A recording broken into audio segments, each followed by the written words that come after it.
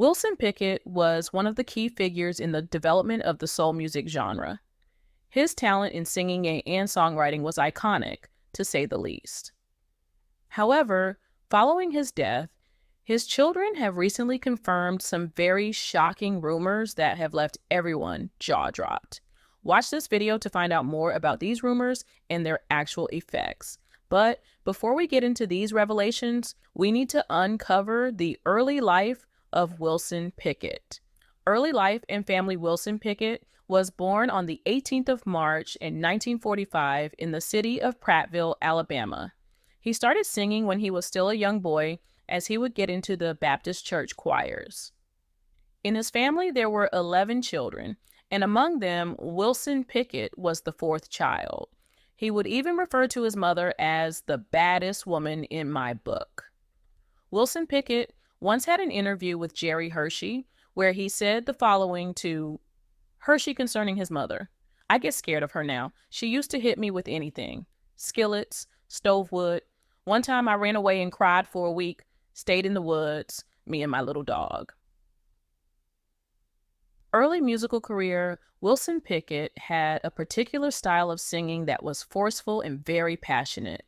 This unique style that he often used was developed in the church and in the streets of Detroit. He would develop this unique design of singing under the influence of Little Richard, who was his inspiration. Pickett would refer to Little Richard as the architect of rock and roll. In the year 1955, Wilson Pickett decided that he would join a gospel group by the name Violinaires. During a concert tour in America, the Violinaires would play with another group that did gospel too.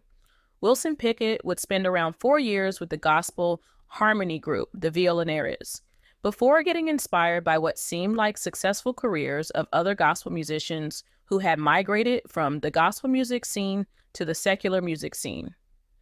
Since he had seen that the secular type of music was more lucrative, in the year 1959, Wilson Pickett decided to join the Falcons, an American rhythm and blues vocal group. Wilson Pickett would record the song titled "Let Me Be Your Boy" in 1959, with the background singers being the Primettes. This song, "Let Me Be Your Boy," was an A-B single, with it being the B-side and the A-side being his 1963 track titled "My Heart Belongs to You."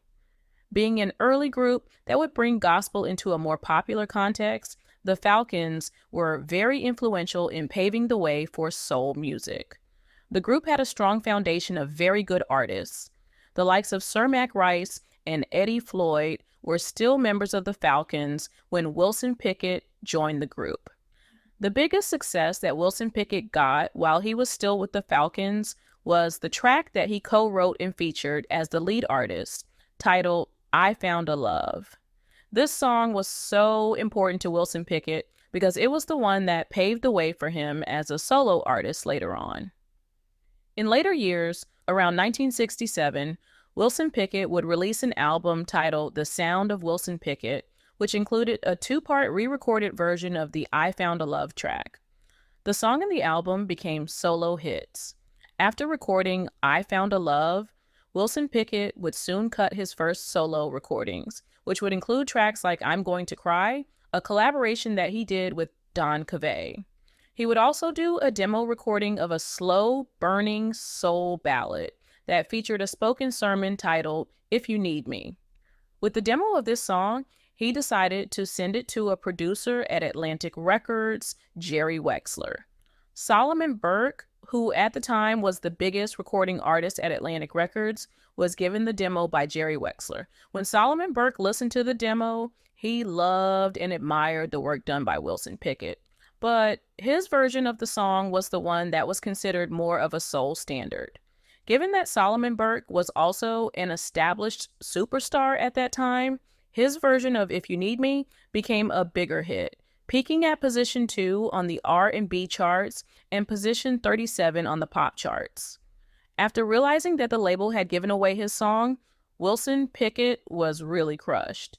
He then returned to Wexler's studio with a demo tape of the song under his arm. Wexler, seeing that he was not okay, asked him if he was mad, and Pickett would try to hide his emotions, saying, "It's over." As a debut solo single, Wilson Pickett's version was released under Double L Records, where it became a moderate hit, reaching the 30th position on the R&B chart and 64th place on the pop chart. His original composition, titled It's Too Late, became the first real hit for him as a solo artist. This song entered the charts on the 27th of July, 1963, and spiraled up to position 7 on the R&B charts and position 49 on the pop charts. In the same year, Wilson Pickett released his own debut album, using the same title as the song, It's Too Late. This debut album compiled Wilson Pickett's single releases under the Double L record label and foreshadowed Pickett's performance throughout the decade with its raw, soulful sound. Due to the success of the single track It's Too Late, Atlantic Records felt prompted to purchase Wilson Pickett's contract from Double L Records. Rise to stardom in the midnight hour, Wilson Pickett began his solo career with Atlantic Records with a self-produced track titled I'm Going to Cry. Atlantic Records decided to pair Wilson Pickett with the producer Burt Burns and two of their most established songwriters at that time, Barry Mann and Cynthia Weil, to boost the chart chances of their new signing. Wilson Pickett recorded the song Come Home Baby with the new team he had been given by the record label, along with arranger-conductor T.O. Wilshire. This song, Come Home Baby, was actually a duet that he managed to do with the singer Tammy Lynn.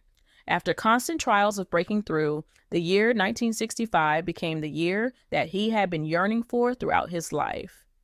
While in Memphis, Tennessee, at the Stax Records studio, he recorded the track In the Midnight Hour, which became his third single with Atlantic Records and his first hit with the label. This song paved the way to stardom, as it topped the R&B charts, reached position 21 on the U.S. pop charts, and position 12 on the UK charts. The song sold over 1 million copies, and, as always, when a track sells 1 million copies, it gets awarded a gold disc.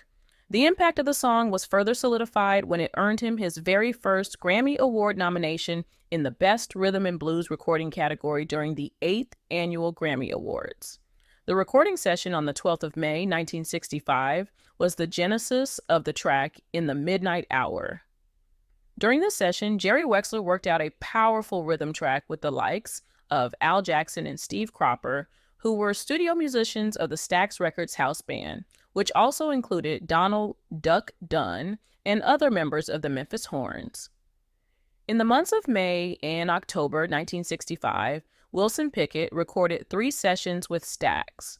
For the October sessions, Wilson Pickett was joined by Isaac Hayes, who was a keyboardist.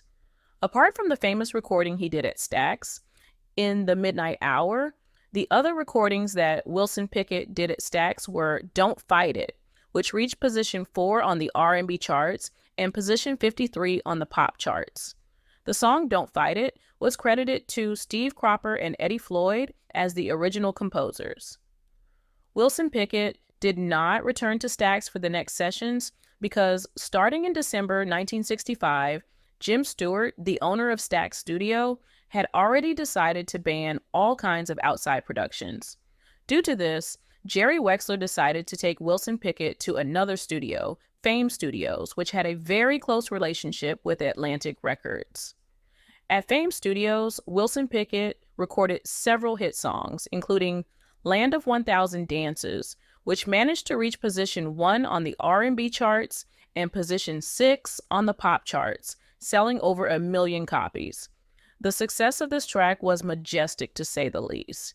During this era, Wilson Pickett also did a remake of the track Mustang Sally by Mac Rice, which reached position 6 on the R&B charts and position 23 on the pop charts.